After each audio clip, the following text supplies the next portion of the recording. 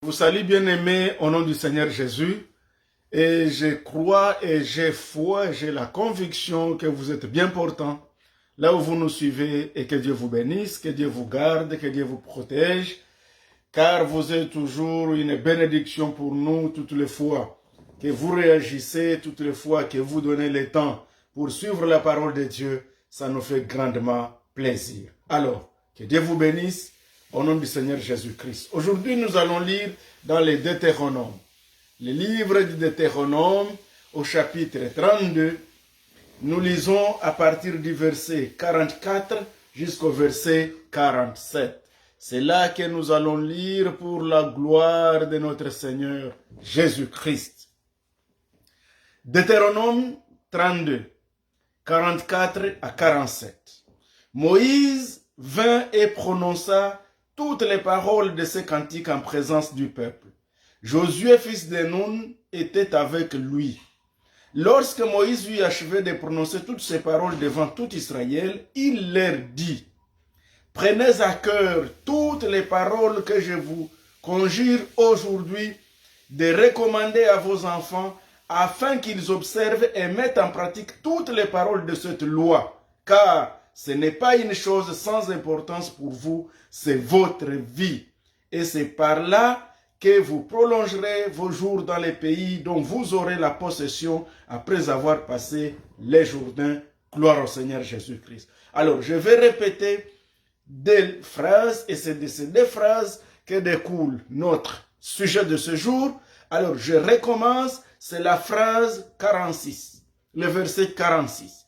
Prenez à cœur toutes les paroles que je vous conjure aujourd'hui de recommander à vos enfants afin qu'ils observent et mettent en pratique toutes les paroles de cette loi. Car ce n'est pas une chose sans importance pour vous, c'est votre vie. Alors aujourd'hui, bien-aimés dans le Seigneur, notre sujet s'intitule « Prendre à cœur la parole de Dieu est une question de vie ». Alléluia. Seigneur notre Dieu, nous rendons gloire à toi et nous te remercions.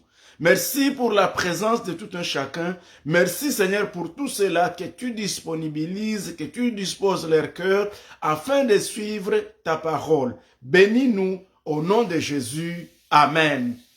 Alors, mes frères et sœurs, quand nous lisons ce texte, nous comprenons quelques petites choses.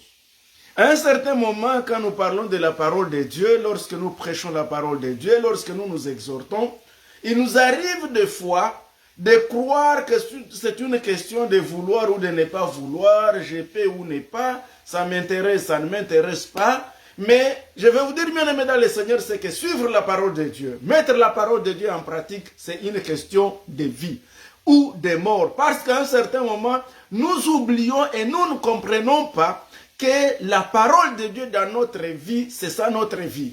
Que lorsque nous marchons selon la parole de Dieu, c'est-à-dire nous obéissons à Dieu, lorsque nous conservons la parole de Dieu dans notre vie et nous nous y conformons, ça nous donne la vie, ça nous donne la santé, ça nous donne l'espoir, ça nous donne l'espérance de vie. Mais malheureusement, il y a d'aucuns parmi nous qui pensent que non, je peux ne pas être chrétien, je peux ne pas croire en Dieu, c'est pas un problème. Aujourd'hui, tu penses que c'est pas un problème, mais le temps vient où tu te rendras compte que c'était un problème et où ceux qui ont suivi la parole de Dieu auront à témoigner qu'ils avaient fait les meilleurs choix de leur vie, ils avaient pris la meilleure des décisions de leur vie, celle d'accepter Jésus comme Seigneur et Sauveur et de les servir. Voilà pourquoi en cette soirée d'aujourd'hui, ou en ce matin, ou en ce jour, ça dépend de quand vous nous suivez, je souhaite bien aimer dans le Seigneur que nous comprenions ce texte. Il s'agit de la parole de Moïse. La Bible dit, Moïse vint et prononça toutes les paroles de ce cantique en présence du peuple. Au fait, lorsque les enfants d'Israël quittent de l'Égypte vers Canaan, il est arrivé un moment donné où l'Éternel lui-même dit à Moïse, et ceci, c'est par là que nous allons commencer, Deutéronome chapitre 30 au verset 11, la Bible nous dit, ces commandements que j'ai prescrits aujourd'hui n'est certainement point au-dessus de tes forces est hors de ta portée. Ici, c'est le Seigneur qui est en train de parler aux enfants d'Israël que ce que je vous prescris, ce que je vous demande de faire, ce n'est pas une chose difficile. C'est pas quelque chose qui soit au-dessus de vous. Bien aimer la parole de Dieu, c'est pas une chose difficile pour la mettre en pratique. Bien aimer la parole de Dieu, c'est pas une chose qui nous surpasse, qui soit au-dessus de nous. Si nous avons la volonté, nous sommes capables. Si nous voulons, nous sommes capables de marcher selon la voie de Dieu et nous sommes capables d'obéir à Dieu. C'est juste un problème de décision, de prise de décision. C'est juste un problème de discipline, je vais dire. Alors, le Seigneur continue, il dit, il n'est pas dans les ciels pour que tu dises, qui montera pour nous au ciel et ira nous le chercher, qui nous le fera entendre afin que nous le mettions en pratique. La Bible dit, il n'est pas de l'autre côté de la mer pour que tu dises, qui passera pour nous de l'autre côté de la mer et ira nous le chercher, qui nous le fera entendre afin que nous le mettions en pratique. C'est une chose au contraire qui est tout près de toi, dans ta bouche et dans ton cœur, afin que tu la mettes en pratique. Vois, oh alléluia, vois, je mets aujourd'hui devant toi la vie, elle est bien, la mort, elle est mal. Car je te prescris aujourd'hui d'aimer l'Éternel ton Dieu, de marcher dans ses voies et d'observer ses commandements, ses lois et ses ordonnances, afin que tu vives et que tu multiplies et que l'Éternel ton Dieu te bénisse dans les pays dont tu vas entrer en possession. Mais si ton cœur se détourne et si tu n'obéis point et si tu te laisses entraîner à te prosterner devant d'autres dieux et à les servir, je vous le déclare aujourd'hui que vous périrez, que vous ne prolongerez point vos jours dans les pays dont vous allez prendre possession après avoir passé les journées. Il en va de soi donc que l'obéissance de la parole de Dieu pour nous, c'est question de vie. Tu veux vivre éternellement, obéis à la parole de Dieu. Tu veux perdre ta vie, alors oublie les choses de Dieu et tu auras à perdre toute ta vie. Mais le conseil, le Seigneur dit, voici je mets au-devant de toi aujourd'hui la vie, elle est bien.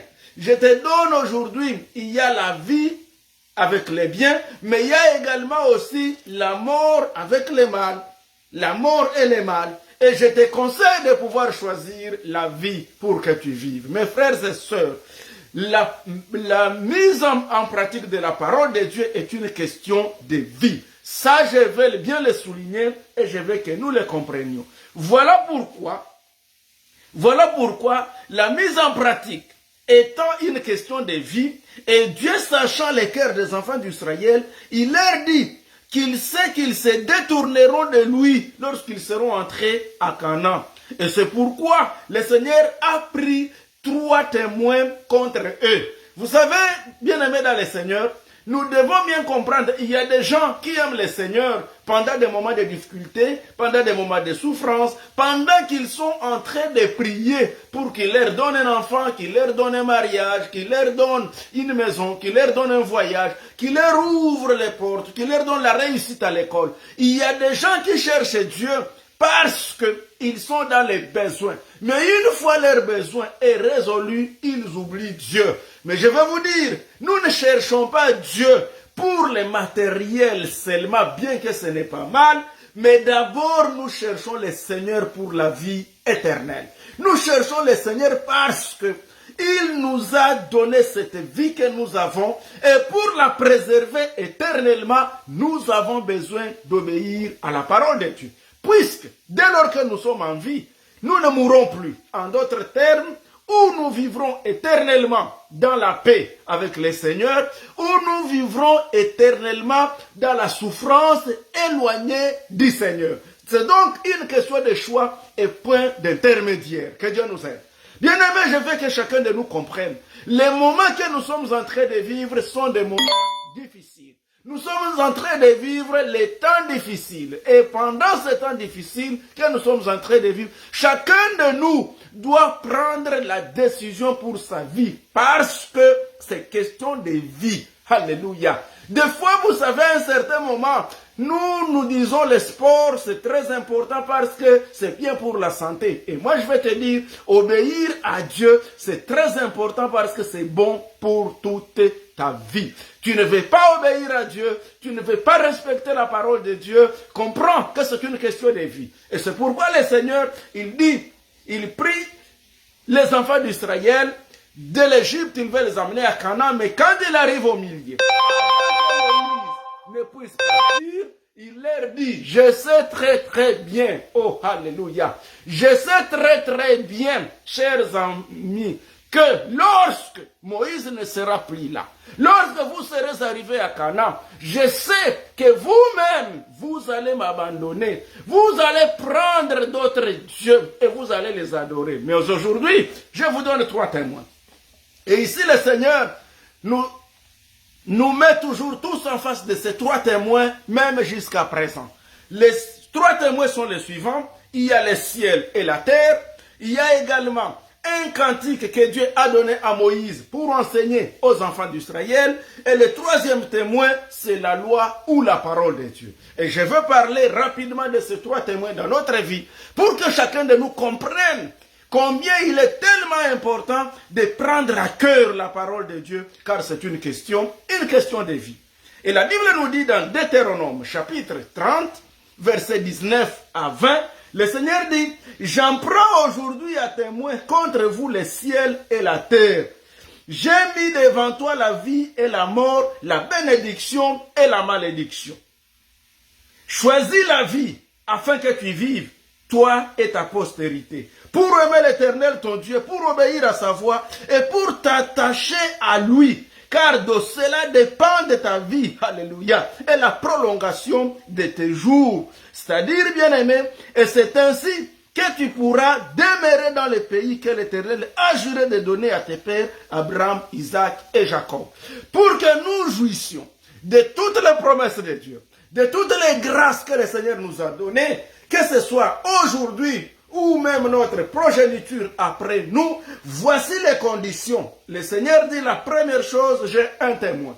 Quand il prend le ciel et la terre à témoin, ceci signifie tout ce qui nous entoure. Et dans Hébreux, chapitre 12, le premier verset, la Bible dit que voici, nous sommes entourés par une grande nuée de témoins. Bien-aimés, je vais vous dire une chose. Tout ce que nous faisons, même là où tu penses que personne ne te voit, lorsque la Bible parle du ciel et de la terre, ça signifie quoi? Si tu es à l'extérieur, sache que tant que tu peux encore soulever ta tête et que tu regardes au ciel, mets à l'esprit que le ciel est témoin de tout ce que tu fais, du bien comme du mal. Et lorsque tu es dans ta maison, même là où tu dis, ou dans une grande forêt, ou même tu es sous la mer, ou tu es dans un tunnel, où tu ne peux pas voir le ciel, sache que même les murs qui t'entourent là sont des témoins. Et Dieu est capable de faire parler n'importe quel témoin le jour du jugement, et tu te rendras compte que tu seras coupable si tu n'as pas obéi à la parole de Dieu. Je vais vous rappeler, souvenez-vous, que lorsque Balaam voulait fuir, le Seigneur a fait parler l'âne sur lequel il était monté. Rappelons-nous que même Jésus avait parlé à un figuier. Lorsqu'il lui dit, comme je ne trouve pas de fruits sur toi, qu'il ne sorte plus de fruits sur toi. Cela prouve encore une fois que le Seigneur est capable de faire parler n'importe quoi, à condition qu'il lui donne un témoin. Je me rappelais même quand nous étions des petits enfants, on avait même suivi un texte à l'école secondaire, si je ne m'abuse, qui parlait de la pierre qui porte témoignage. Ça signifie que notre Seigneur est capable de faire parler du n'importe quoi. Donc nous sommes entourés par une grande nuée de témoins.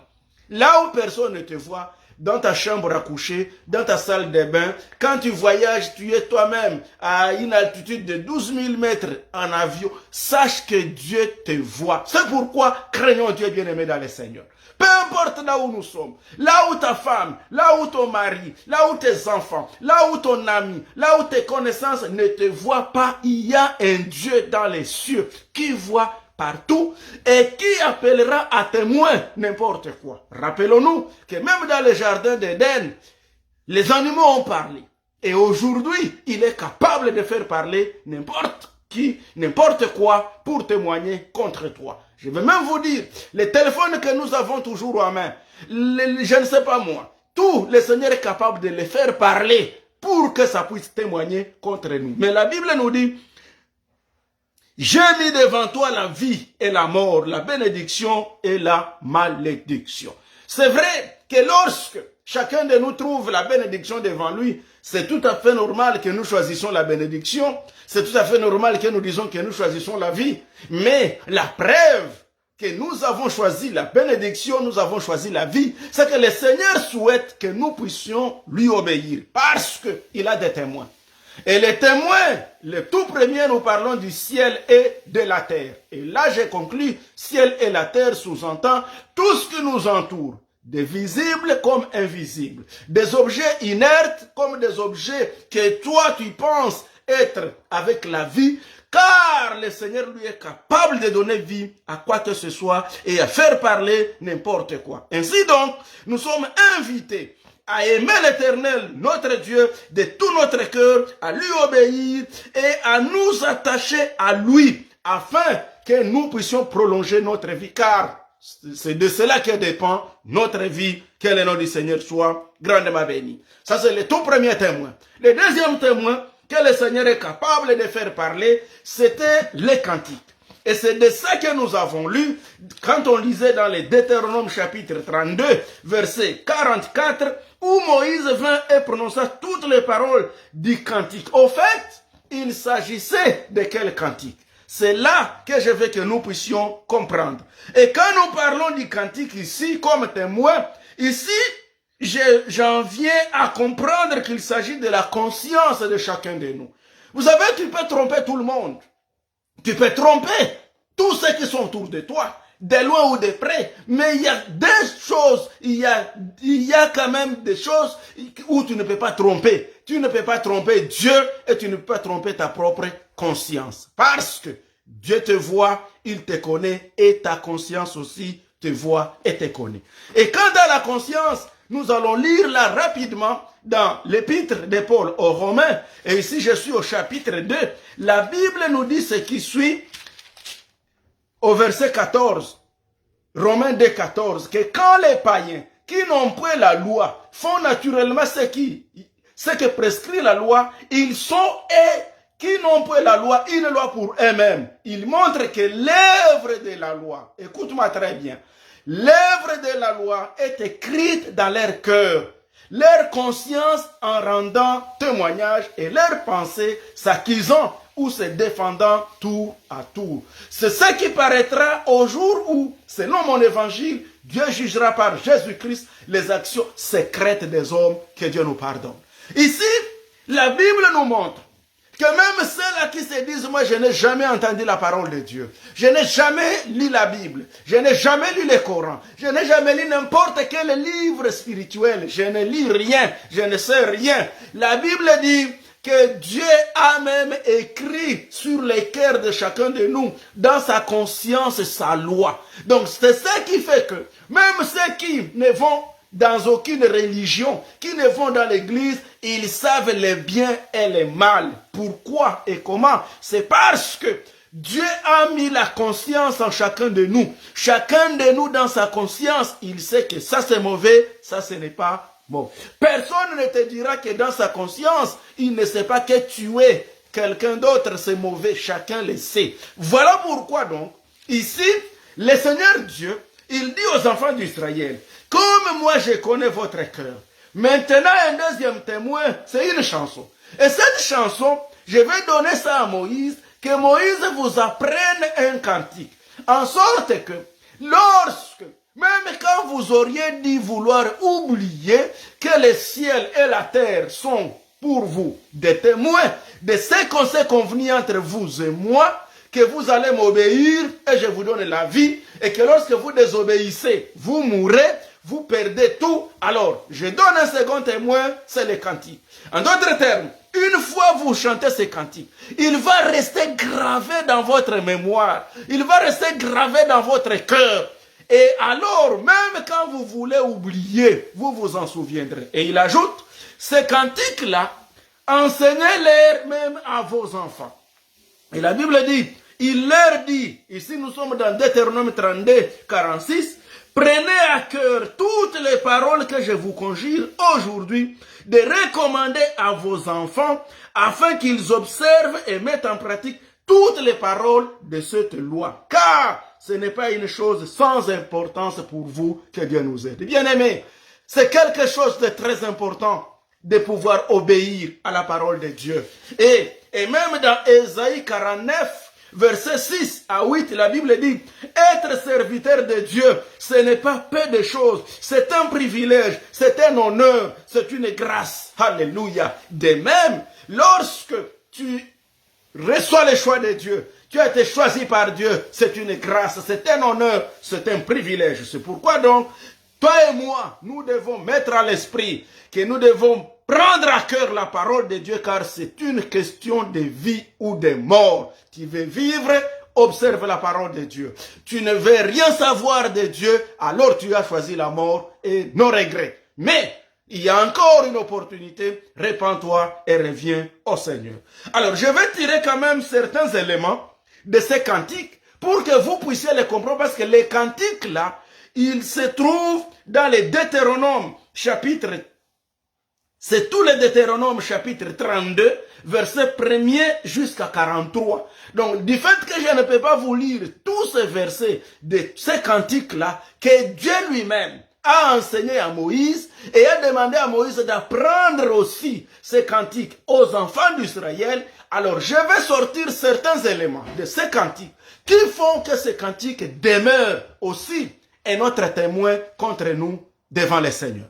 Alors, quand nous prenons le verset 3 jusqu'à 5 au chapitre 32, il dit que Dieu est fidèle et sans iniquité et il est juste et droit. Donc chacun de nous doit mettre à l'esprit que Dieu, lui, il est fidèle, il est juste, il est sans péché et il est droit. Au verset 8 jusqu'au verset 12, la portion de l'Éternel, c'est son peuple. Donc toi là, tu es la part de l'Éternel. Tu dois être conscient que moi, le Seigneur m'a choisi. Il décrit dans quelles conditions ces versets-là. Quand nous pouvons les lire tous ensemble, vous allez comprendre ici dans le Deutéronome 32, verset 8 jusqu'à 12, le Seigneur dit que quand le Très-Haut donna un héritage aux nations et quand il sépara les enfants des hommes, il fixa les limites des peuples d'après le nombre des enfants d'Israël, car la portion de l'Éternel, c'est son peuple. Alléluia. C'est toi la portion de l'Éternel. Lorsqu'il a choisi toutes les nations, lorsqu'il a mis les limites, à travers l'humanité, il dit tel peuple restera ici, celui-ci ici, celui-ci ici. Voici les limites de chaque pays, de chaque ceci. Mais le Seigneur dit, ma portion aussi, il a choisi lui Israël. Il a choisi Jacob. Et aujourd'hui, Israël, c'est toi. Aujourd'hui, Jacob, c'est toi. Gloire au Seigneur Jésus-Christ. Car nous avons bien lu que la Bible nous dit, dans Galates 3, verset 29, que ce sont tous ceux qui ont la foi en Jésus-Christ, qui sont fils d'Abraham. Gloire au Seigneur Jésus-Christ. Qui sont les fils d'Israël. Ainsi, au verset 10, il dit, il l'a trouvé dans une contrée déserte. Ici, bien aimé dans le Seigneur. Le Seigneur est en train de nous rappeler dans quelles conditions il nous a trouvés. Il a trouvé Israël dans une contrée déserte, dans une solitude effroyable, dans une solitude aux effroyables hurlements. Il l'a entouré, il en a pris soin, il a gardé comme la prunelle de son œil. Alléluia. Pareil à l'aigle qui éveille sa couvée, voltige sur ses petits, déploie ses ailes, les prend, les porte sur ce pli. C'est-à-dire quoi? Les témoignages, pour que tu ne puisses pas oublier, rappelle-toi d'où le Seigneur t'a tiré. Vous savez, à un certain moment, nous oublions ce que nous étions avant qu'on eût reçu le Seigneur.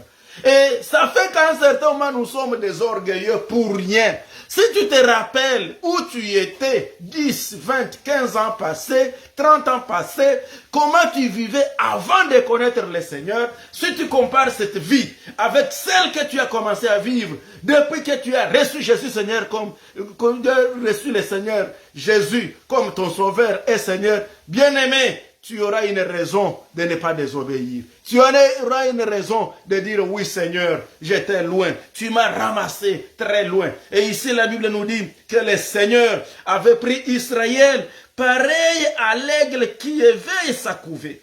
Voltige sur ses petits. Il a déployé ses ailes. Il a pris. Et j'ai lu un autre texte où la Bible dit que lorsque le Seigneur faisait traverser Israël la mer Rouge, c'était comme un aigle. Donc c'était comme un aigle qui mettait ses aiglons sur ses ailes. Donc le Seigneur a fait traverser Israël la mer Rouge comme si c'était des aiglons sur les ailes de l'aigle pour traverser. Ça dit beaucoup de choses. Ça signifie que il a pris soin de toi. Tous les risques, il a pris soin de toi et donc tu n'as pas de raison de ne pas obéir à Dieu. C'est pourquoi prendre à cœur la parole de Dieu, c'est une question de vie. Alléluia. Et l'Éternel seul a conduit son peuple, il n'y avait avec lui aucun Dieu étranger. Et quand nous comprenons, voilà certaines paroles de ces cantiques. Le Seigneur veut que Moïse apprenne nos enfants d'Israël. Et le Seigneur veut que nous également, nous comprenions ces choses. Que nous puissions mettre à l'esprit, bien aimé dans le Seigneur, que tout ce que nous sommes, c'est Dieu. Nous ne représentons rien. Et nous ne représentions rien sans le Seigneur. C'est pourquoi. Vous savez, à un moment donné, même péché, ce n'est pas que tu n'as pas d'opportunité pour commettre les péchés. Ce n'est pas que tu ne vois pas un intérêt matériel de foi dans les péchés. Mais si tu compares, quand tu fais la balance entre tout ce que le Seigneur t'a donné, entre là où il t'a sorti et là où tu es aujourd'hui et là où il t'amène, tu n'as pas à réfléchir 2 minutes s'il faut obéir à Dieu ou il faut les désobéir. C'est pourquoi, bien aimé, ceux qui savent leur Dieu, ceux qui savent où il les a tirés, ils n'ont pas besoin qu'on leur prêche les péchés, mais ils comprennent que pour moi, la vie de sanctification, c'est une question de vie. Que pour moi, la crainte de Dieu, c'est une question de vie. Que pour moi, la mise en pratique de la parole de Dieu, c'est une question de vie. Que pour moi, respecter la parole de Dieu, c'est une question de reconnaissance, c'est une question de responsabilité, c'est une question quand même d'être sérieux. Alléluia. Si nous sommes sérieux avec le Seigneur, nous devons comprendre qu'on n'a pas besoin qu'il nous ramène sur le témoin pour que nous puissions comprendre qu'on a péché et que nous devons nous repentir, mais plutôt nous devons rester avec lui. Une autre chose qui m'a touché dans ces cantiques, c'est que au verset 15 dans les cantiques, la Bible dit « Israël est devenu gras et il a regimbé. Tu es devenu gras, épais et replé et il a abandonné Dieu, son créateur. » Mais si je vais au verset 18, Deutéronome 32, il dit, tu as abandonné les rochers qui t'a fait naître et tu as oublié les dieux qui t'ont engendré. Ici, le Seigneur est en train de nous rappeler que nous devons comprendre qu'il est notre rocher. C'est lui le rocher qui nous a fait naître. C'est lui et nous ne devons pas l'oublier. Et dans ces cantiques, quand vous allez jusqu'au verset 29, du verset 29 à 31, les cantiques disent ce qui suit. Car les rochers n'est pas comme notre rocher. Alléluia. Je commence plutôt à 29. S'ils étaient sages, voici ce qu'ils comprendraient et ils penseraient à ce qui leur arrivera.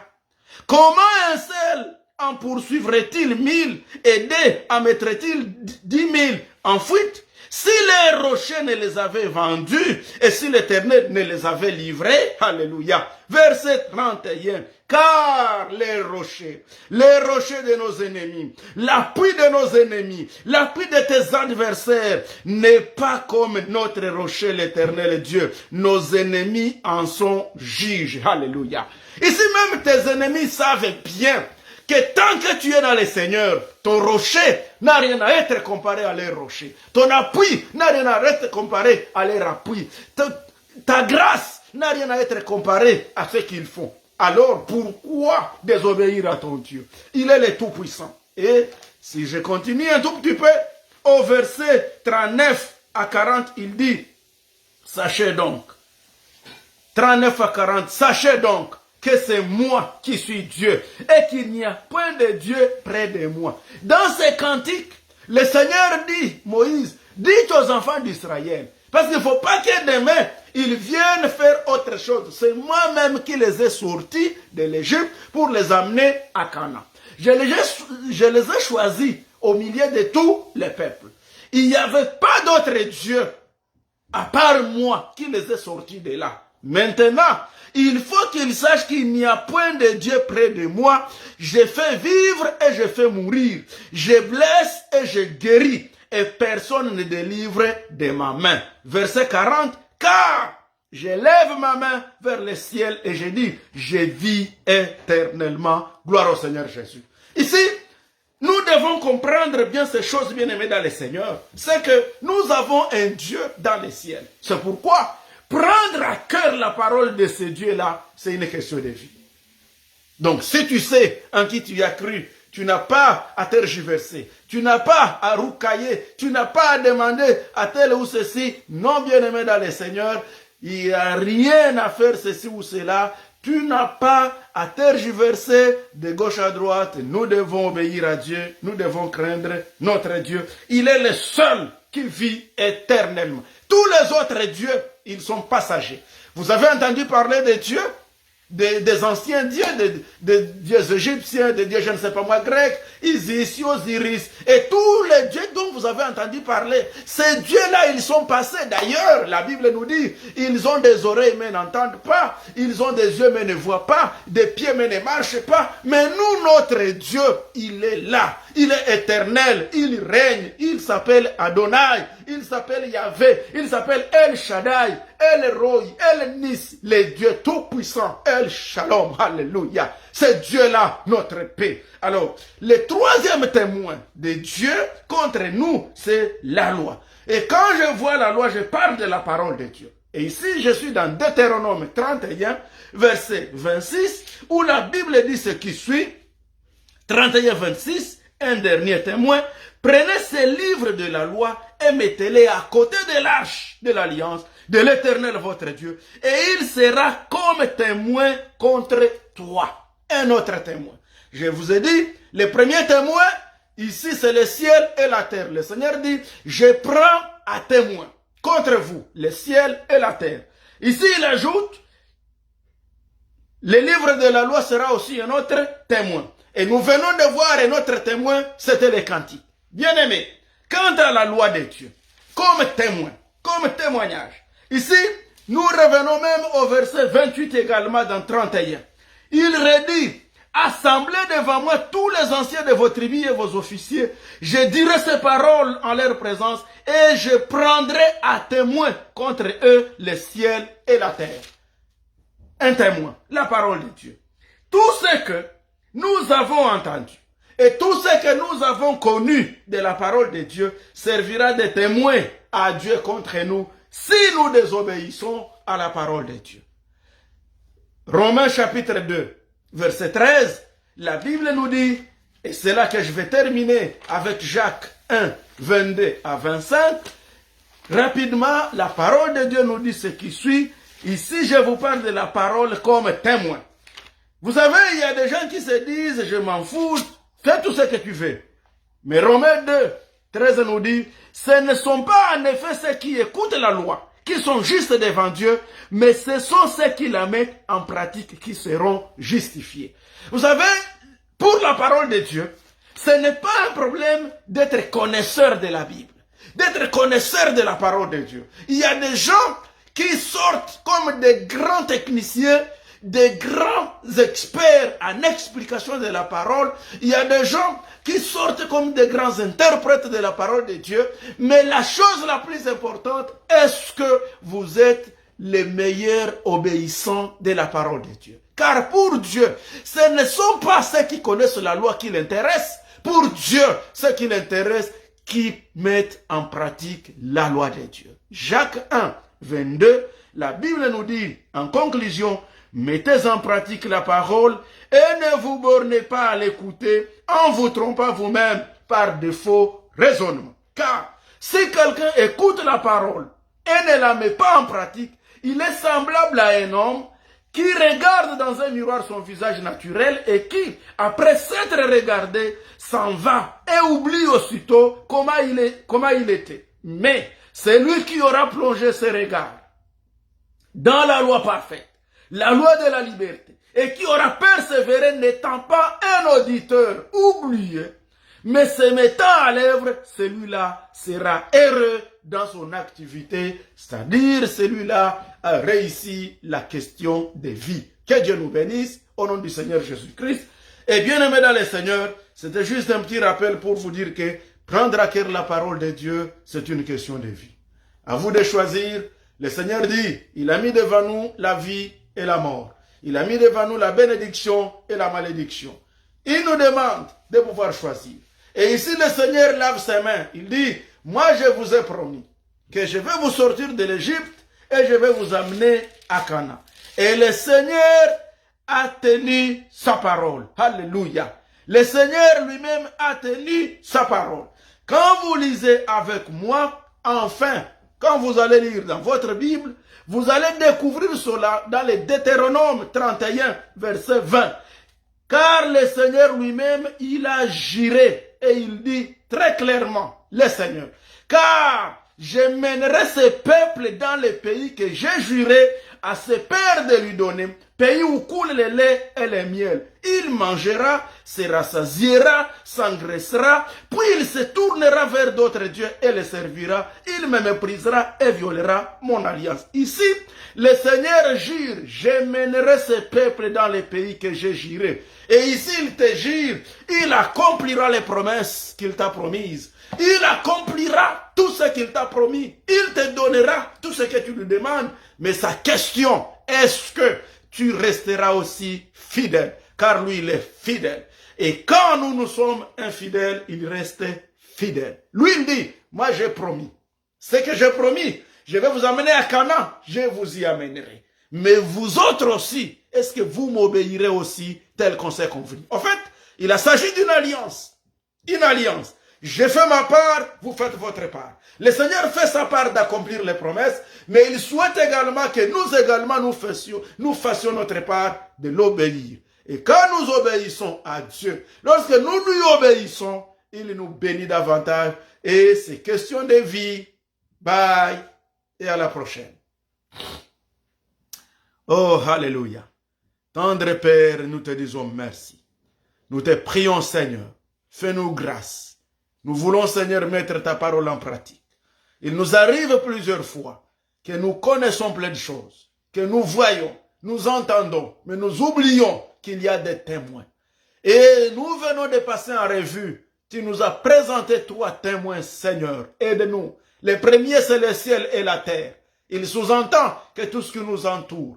Nous n'avons nulle part où nous cacher, où tu n'as pas de témoins. Car même ceux qui seront dans les profondeurs de la mer, les poissons, l'eau est capable de témoigner. Même ceux qui se cachent dans des forêts où personne ne les voit, toi Seigneur tu vois tout et tu as des témoins. C'est pourquoi aide-nous Seigneur à rester fidèles au devant de toi. Tu as dit qu'il y a un deuxième témoin, c'est un cantique qui a été écrit dans nos cœurs. Il sous-entend la conscience. Tu nous as fait la conscience. On peut tout faire, mais notre conscience nous juge tous les jours du bien ou du mal que nous faisons. Sanctifie nos consciences, Seigneur, et donne à chacun de nous une conscience pure afin de te craindre, pour que lorsque tu viendras faire le jugement, Seigneur, que nous soyons récompensés auprès de toi, car nous aurons obéi à ta parole.